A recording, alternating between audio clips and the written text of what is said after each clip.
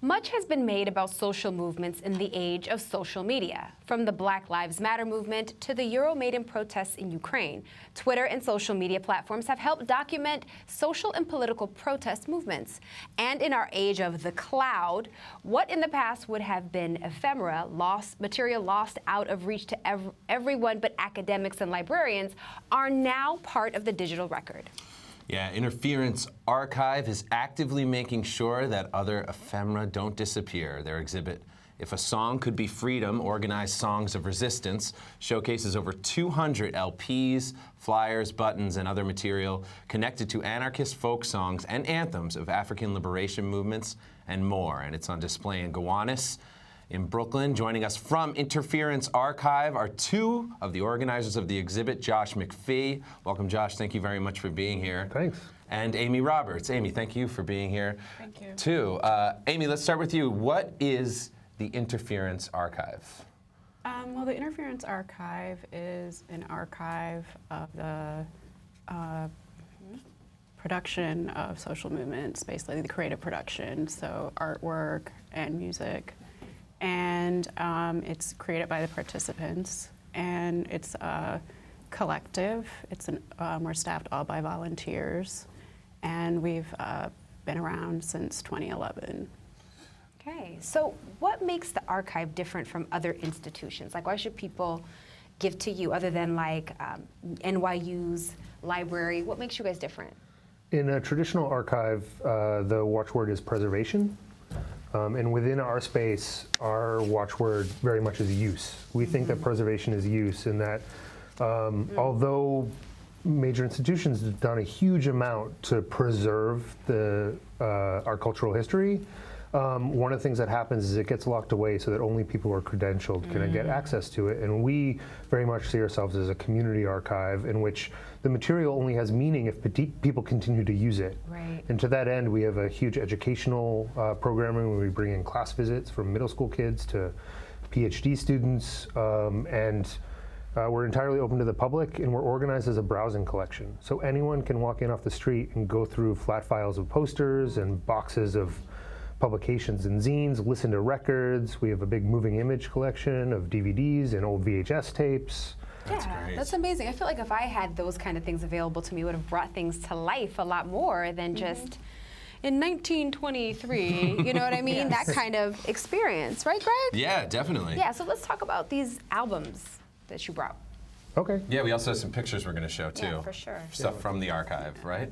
Yeah. Over here. Soul Movement. What are these two, Josh? This is a record. It's actually an Italian record, but it's from Mozambique. And it's songs that were recorded to celebrate the independence of Mozambique from Portugal in the mid-1970s. And then we have a record of Italian feminist folk songs. Nice. And the Italian feminist movement in the 60s and 70s recorded 3, 4, maybe even half dozen albums of songs documenting their movement. What about this one? And this is Movement Soul, and it's recorded in the field with the civil rights movement in the mid-1960s. It was done in concert with SNCC, the Student Nonviolent Coordinating Committee, and it's a combination of recordings of meetings, of people singing in the streets, of speeches in meetings in churches and other gatherings. So it's really like a collection of all kinds of material taken, literally recorded in the South as people were organizing for the right to vote and for the liberation of African Americans in this country. And the Silvio Rodriguez one is one last example of what you have as at the archive. And he's a very well-known Cuban folk singer who was part of a movement called Nueva Troca, or like New Song, which swept across Latin America in the 1960s and was very much attached to a sort of Latin American independence and kind of solidarity movement. So Organized Songs of Resistance is the new exhibit. Amy, what sort of materials are showcased in the new exhibit? Okay, we have over 200 LP covers, and we also have banners from more recent attempts to include music and social movements such as the People's Climate March, the Occupy Wall Street movement. We also have banners from marching bands, political marching bands, such as the Rude Mechanical Orchestra, and we also have songbooks and zines. Interesting. We have some photos here of some of the Yeah. materials, I think. So, what do we understand about music and social and political movements? It feels like everyone had some kind of music attached or involved with it. Why is that? I think that music has been central to people organizing to improve their lives and their communities. We have actually a record on the wall in the exhibition that's from Guinea-Bissau, which was a former Portuguese colony in West Africa. And there's a logo on the record that says, "No canto, no luta," no song, no struggle. And I think that that kind of lays out a lot of the history that really, like, at the core of people struggling has been song. It's a way to bring people together. It's a way for people to both communicate internally to each other and to build solidarity, and to communicate to the larger world what they want and how much desire is caught up in the organizing and the activism, because music is really about desire. It's about having fun, enjoyment. I mean, it's really something that's kind of core to our being as humans. And it's weird how you can always kind of feel the passion or the pain in music, even if you don't understand what language it's being performed in. Yeah, what is your favorite album in the show, or just one off the top of your head that you might be able to comment on? Amy? There's so many. Well, I think, yeah, I mean, there's so many, but one of my favorite ones is one of our rarer ones, which is similar to the movement Soul.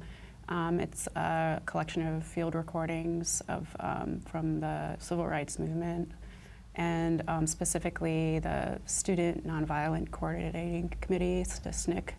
And it has speeches from them and the SNCC Freedom Singers. And so that's probably one of my favorite ones, but there's so many. Josh? I'm a longtime diehard fan of Gil Scott-Heron. Okay. The political soul singer, and we have a couple of his records in the show, and like "Winter in America" is one of my all-time favorite songs, and so we have that record. So, like, for example, Gil Scott-Heron, how does he relate to this overall theme of the exhibit? Well, what was interesting is that we pretty early on realized that there's all these different ways that music intersects with politics, that there's actual movements and movement organizations like SNCC or some of the African solidarity movements that produce their own records, and so that's part of it. But then there's a way in which all of us take popular music and then we suit it to our own purposes. And I think that Gil Scott-Heron fits in this in-between state in which he was very much a popular singer, but he also became kind of a voice for people who were involved in organizing in the 1960s and 70s. He sort of channeled the kinds of feelings and emotions and ideas that were happening on the ground, people organizing, and in the broader African-American community. So the exhibit is called "If a Song Could Be Freedom, Organized Songs of Resistance." Where do people find the Interference Archive in Gowanus? Where are you located? 131 8th Street, between 2nd and 3rd Avenue. I know it well. I'm going to come by and introduce myself. Is that okay? Please, we're open 4 days a week, Thursday, Friday, Saturday, and Sunday. At the Interference Archive. And also, Brooklyn Independent Media is going to be shooting a TV show at the Interference Archive, I believe. It has, it's featuring, Max and Juan Strike Back. Juan Strike Back, that's right. They're messing me up in my ear from the booth, Right, so we're really excited to be shooting with you guys and being, able to use your space and kind of being part of the movement. So tell us how long the exhibit is running again? It runs through September 6th. Awesome. Perfect. Thank you guys so much for being here. We appreciate it. And we got to check it out, right? Yeah, Greg? thank you very much.